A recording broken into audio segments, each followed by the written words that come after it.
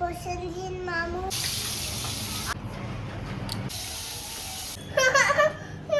আমি কিছু হ্যাঁ আমি গুড দেখা আমি দেখ সকাল থেকে একটাই প্রকল্প চলছে, ইঁদুর হাঁটাও সংসার বাঁচাও। এই প্রকল্পের মানে মালিকও আমি আর ওয়ার্কারও আমি। আর এইখানকার আরেকটা যে ক্যারেক্টার সেটা হলো শ্রোতা বা দর্শক, যেটা সেটার ক্যারেক্টারে থাকছে লিটিল গোল্ডের বাবা আর কাকা। মানে ইঁদুরের অত্যাচারে আমার রাতের ঘুম, নাওয়া খাওয়া সব বন্ধ। না পেরে কোনা কাঞ্চি সব সাফসাফাই করছি। সবার আগে মানে অ্যাটাক করেছি আমার এই আলমারিটার মাথার উপর। কি যে আছে এই বস্তাবন্দি করে রেখেছে তোমাদের গপুদা, যাই না। আর যখন বাড়িতে থাকবো না এসে দেখবো এখানে একটা কি গোজা, ওখানে একটা কি গোজা। ওই রকম একটা পেল্লাই সাইজের যার অফিস, সে অফিসের সমস্ত অফিসের জিনিসপত্র রাখলে হয়, আমার উপর তাহলে অত্যাচার হয় না? এরকম গুটি কয়েক বরের জন্য না সংসারে প্রত্যেক দিন অশান্তি হয়। আজকে তোমাদের সাথে দেখাবো যে আমার সংসারে অশান্তি ঠিক নয়, মানে আমি ক্রিয়েট করি এই অশান্তিগুলো। তোমাদের এটা মনে হতে পারে, বাট অরিজিনালি কে ক্রিয়েট করে সেই অরিজিনাল কালপিটকে দেখাবো। তার পাশাপাশি কি রান্না করলাম আর কিভাবে ইঁদুর ভাগালাম সব মিলিয়ে আজকে ব্লগটাকে সাজিয়েছি। হোপফুলি তোমাদের ভীষণ ভালো লাগবে। হ্যালো মাই লাভলি ভিউয়ার্স, আমি Priyanka and welcome to my channel Priyanka's time story. যারা পেজ থেকে দেখছো অবশ্যই ফলো করো। ঘুম থেকে উঠে কোনো দিকে তাকায়নি, দেখতেই পাচ্ছ ঘর বাড়ি সাফসাফাই করতে বরকে খুঁজে বেড়াচ্ছি। ও গপু একটু কি কেক এনে দেবে, মানে ইঁদুর হাঁটানোর যে কেক পাওয়া যায়, একটু আঠা এনে দেবে, একটু খাঁচা এনে দেবে, এই সমস্ত করে যাচ্ছি। আর কিছু বললেই বলছে দেখো 15 টাকা দিয়ে একটা ইঁদুর মারা জিনিস নিয়ে এসেছি, সেটা দেখো কোথায় আছে খোঁজো। আরে ভাই, যখন তুমি এনেছো আমার হাতে তো দাওনি, এবার বাড়িতে তো 5 জনের হাতে রয়েছে, কে কোথায় কি ফেলে দিয়েছে খবরের কাগজে মোড়া এক খণ্ড কি জানি না। তারপরে আর একবার ফোন করেছি, ফোন করে বললাম আজকে কি সংসারের বাজার করবে না লোকের সংসার উদ্ধার করতেই বাইরে থাকবে। তারপরে তড়িঘড়ি ভয়ের চোটে বাজার থেকে এই দেখো কই মাছ নিয়ে এসছে লিটিল গোল্ডের, ঠিক আঙ্গুলের সাইজের। আবার কি বলো তো, আঙ্গুলের বড় সাইজ যদি আনতে বলি তাহলে কি করবে, ডিম ভর্তি হওয়া যে মানে ইয়ে মাছগুলো, কই মাছগুলো, সেগুলো নিয়ে আসবে, যার গায়ে থাকবে না এক খাবলাও মাংস। তাহলে কি করব তো করবো বলো। তারপর সাথে একটু পুঁটি মাছ নিয়ে এসছে, কারণ আগের দিন মা যে পুঁটি মাছ পাঠিয়েছিল সেটা খেয়ে বোধহয় ওনার পোষায়নি। পুরো বাটিটা ধরে যদি দিতাম তাহলে ভালো হতো। অ্যাকচুয়ালি জামাই বলে পাঠিয়েছে, তো উনি ভেবেছে পুরো বাটির মাছটাই উনি খাবে। আরে ভাই, আমি একটু খাবো না? আমার মা রান্না করেছে আমার প্রিয় মানে মাছ, তাও আবার ধনেপাতা কাঁচা লঙ্কা বাটা দিয়ে, তাই আজকে আবার আমাকে মুক্ত জবাব দেওয়ার জন্য পুঁটি মাছ এনে দিয়েছে, নে এবার খাও। না না, আমি মজা করছি। সব বরেরা একটু এরকম হয়ে থাকে, ইগোয়েস্টিক। বাট আমার বর খুবই ভালো, কোনো মানে কারণে আমার উপর কোনো রাগ ঝাগ নেই। যখনই আমার উপর রেগে যায় বা ক্ষিপ্ত হয়ে যায়, ওই কালে ভদ্রে এক সময় কি করে, সোজা নিচে অফিসে চলে যায়, তারপর ফোন করে আবার রাগ ভাঙিয়ে নিয়ে আসি। তোমাদের ভেতর থেকে অনেকেই, তোমাদের গপুদা আমাকে ফ্লাওয়ার দিয়ে 6টা রিজন বলেছে, অনেকে অ্যাপ্রিসিয়েট করেছো। অ্যাকচুয়ালি কী বলো তো, মানুষটা কোনো দিনই কারোর সাথে প্রেম করতে পারিনি। এক তো আমার শাশুড়ি মায়ের জ্বালা যন্ত্রণায়, তারপর ভাবো তো এরকম দুটো যদি ননদ থাকে বাড়িতে, তাহলে সেই ছেলের সাথে প্রেমটা কে করবে? যেটা ঠিক হয়েছে গোবিন্দর সাথে, কোনো মেয়ের সাথে গোবিন্দ প্রেম করতে পারে না।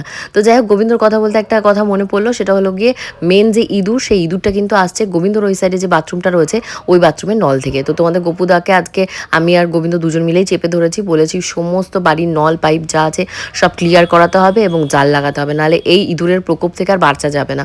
কারণ এটা একদিনে হয়নি যে হুট করে আমি কিছু ফেলে রেখে দিয়েছি খাবার দাবার, তার জন্য গন্ধে গন্ধে ইঁদুর এসছে না। এটা অন্ততপক্ষে 6 মাস ধরে ইঁদুরগুলো হ্যাবিচুয়েটেড হয়েছে। মানে ইঁদুরগুলো এত ট্রেনিং প্রাপ্ত কি বলবো, কোন ঘর দিয়ে যে মানে সেই ক্যারাম বোর্ডের ছক্কার মতন এদিক ওদিকে করে বেড়াচ্ছে কি বলবো। আর তোমাদের যদি সেই টাইমে একটু লগরটা দেখাতে পারতাম ভিডিও করে, খুব ভালো হতো। সেইটা দেখো, আমার এই বর এই যে মাছ ভাজতে গিয়ে মাছের গায়ের ছাল বাকল তুলে দিচ্ছে, তার থেকেও বেশি এন্টারটেনিং। তো যাই হোক, বরকে একটু খুন্তি দিয়েছিলাম যে তুমি একটু নাড়াচাড়া দাও, লিটিল গোল্ড ঘুম থেকে উঠেছে, ওকে একটু ব্রাশ ফ্রাশ করায়। তো মাছের খাবলাখানি গা থেকে তুলে দিয়েছে, বলেছি বাবা ভাগ্যিস তোমার মা তোমাকে রান্না শেখায়নি, তাহলে তোমাকে ওই রান্না করতে দিতাম, ধ্বজা ভাঙা রান্না করে দিতে তুমি, আর প্রত্যেক দিন চুলোচুলি বেঁধে যেত তোমার সাথে।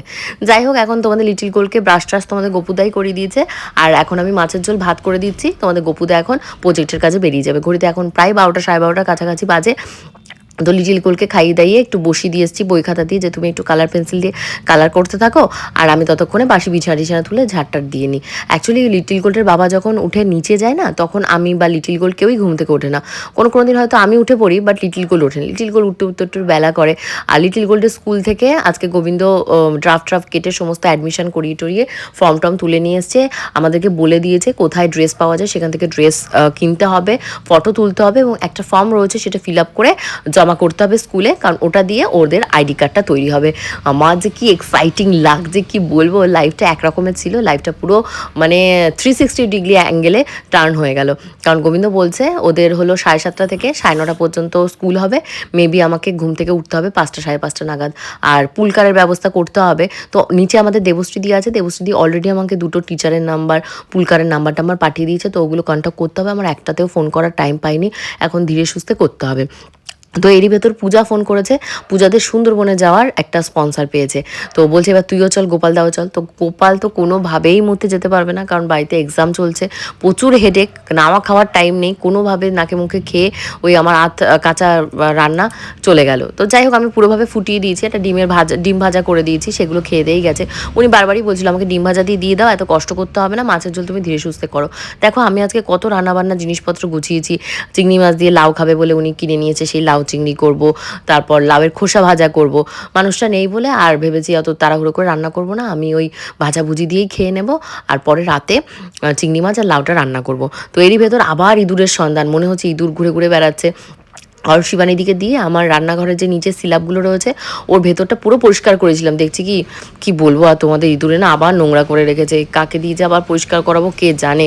মানে তার মানে বুঝতেই পারছো, ওই ইট চাপা দিয়েও আমার রান্নাঘরের বেসিনে কোনো লাভ হয়নি, ইঁদুর আসছে এবার অন্য পথ দিয়ে, ঘুরপথ দিয়ে, মানে বাড়ির সামনে দিয়ে চরকির মতন ঘুরে গোবিন্দর বাথরুমের মানে ওখানটায় গেছে, মানে 5 তলায় ইঁদুর উঠে আসছে, মানে লিটারেলি এটা বিশ্বাসযোগ্য, সত্যি কি বলবো। আর যাই হোক আমি ভাবলাম তাহলে আর দেরি করে লাভ নেই, আমার হাতে যখন একটু টাইম রয়েছে, লিটিল গোল্ডও বিজি রয়েছে ওর কাজে, তাহলে আমি রান্নাবান্নাটা করেই রাখি, তাহলে রাতে ফ্রি থাকবো।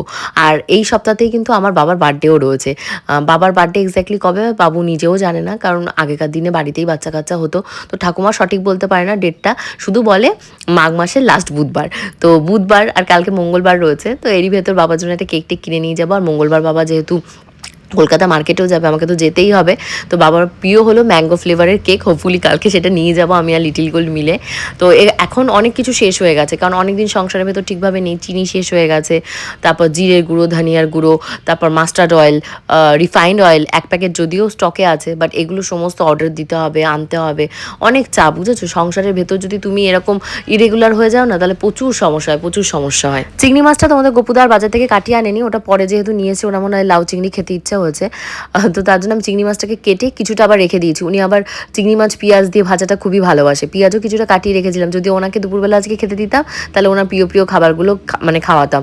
অ্যাকচুয়ালি এই যে 12 তারিখ আসছে তোমাদের গোপুদা বার্থডে রয়েছে, তো ওই দিন কি স্পেশাল করবো আমি না কোনো আইডিয়াই পাচ্ছি না। তোমাদের যদি কোনো স্পেশাল আইডিয়া থাকে, কারণ আমি জানি আমার থেকেও তোমরা বেশি রেসপেক্ট এবং ভালোবাসো তোমাদের গোপুচন্দ্রকে, তো অবশ্যই আমাকে কমেন্ট সেকশনে কমেন্ট করো। কারো আইডিয়া যদি আমার ভীষণ ভালো লেগে যায়, তাহলে বরকে সেইভাবেই সারপ্রাইজ করবো, কারণ বাড়িতে ডেকে সেই দিন আমি কোনো কিছুই করতে পারবো না, যেহেতু বাড়িতে এক্সাম রয়েছে।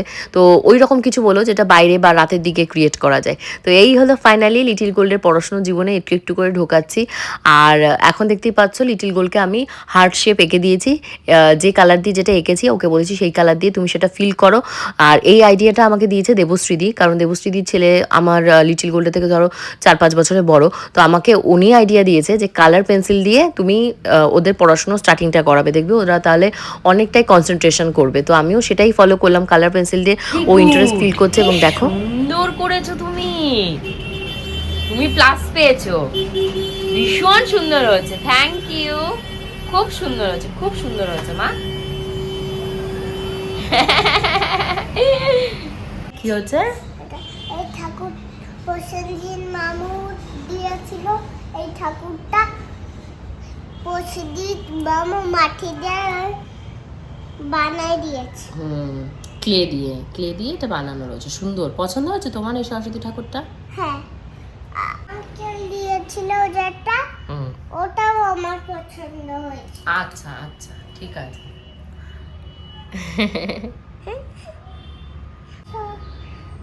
আর আবার সামনে আঙ্কেল দুর্গা ছোটটা এনে দিয়েছিল, আর প্রসেনজিৎ মামু হাইস্টার নিয়ে এসেছিল। ওই সরস্বতীর পাখিটা ওখানে আটকানো আছে, ওটা ওই সরস্বতীর ওটা ওখানে নিচে এটা দাঁড়ায় থাকছে।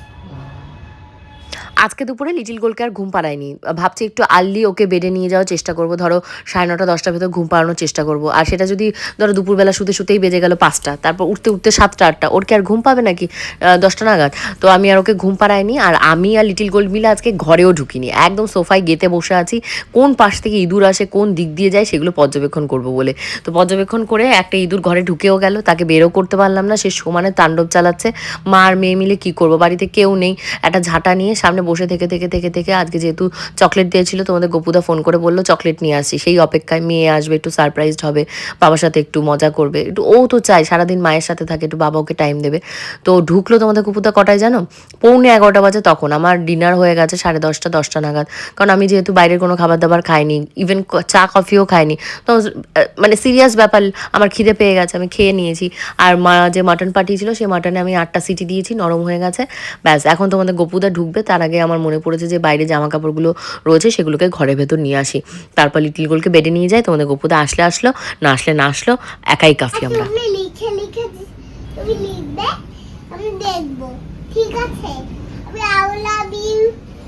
আই লাভ ইউটা পেরেছি, আমি আর একটা আই লাভ ইউ লিখেছি, আর আই লাভ ইউ সিং লিখেছি, সিং সিং সিং, মজা করে খাও সিং।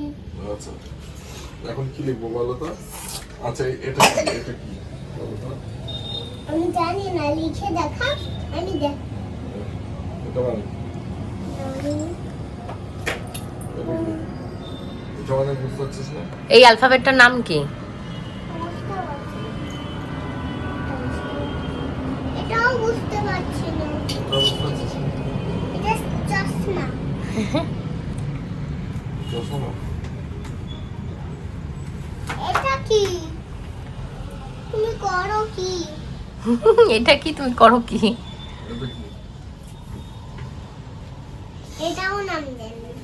আমি কিচ্ছু জানো না। C for cat, A for apple, B for ball. Before বল না, সি ফর ক্যাট। এটা কি?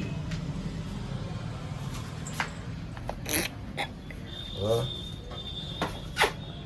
আস্তে করো, আমার কান জ্বলে যাচ্ছে। এইটা মানে doll, D for doll. D for dog. আমাদের ঘরটা কোথায়? আমাদের ঘর, আমাদের ঘর। চলো আমরা একটা ঘর আঁকি। হ্যাঁ, চল এভাবে না, কোন কালার হতে হবে? এটা কালকে না, ফার্স্ট পেজটা দিয়ে এনো রেড কালারের সাথে মিক্স করো, ঠিক আছে? মিক্স করো। আমাদের ঘরটা লিখাছে, এটা হলো কি হ্যাঁ, এই আছে ঘর। ঘর, এটা হলো জানলা, এটা কি লাগলে? এই ঘরে জানলা, এটা কি? এটা দরজা। দরজা দিয়ে আমরা কি করতে যাবো? আমরা বেরিয়ে ঘুরতে বেরোবো। এক প্রকারের যে স্টুডেন্ট থাকে না, সারা বছর অ্যাটেন্ডেন্স থাকে না, এক্সামের আগে আগে এসে ইয়েস স্যার প্রেজেন্ট স্যার ওইরকম করতে থাকে, তোমাদের গপুদা হলো তাই। 11টার সময় মানে বাড়িতে ঢুকে শাক দিয়ে মাছ ঢাকার চেষ্টা করছে, লিটিল গোলকে কত পড়াশুনো করাচ্ছে, দেখো দেখো। তোমাদের কেমন লাগলো আজকে ব্লগটা অবশ্যই জানিও, হোপফুলি ভালো লেগেছে। ভালো লাগলে অবশ্যই কমেন্ট সেকশনে কমেন্ট করো। কালকে দুপুর ঠিক 2টোর সময় আসবো আরও ফাটাফাটি এবং এন্টারটেনমেন্টে ভরপুর ব্লগ নিয়ে। See you in the next blog, till then bye by.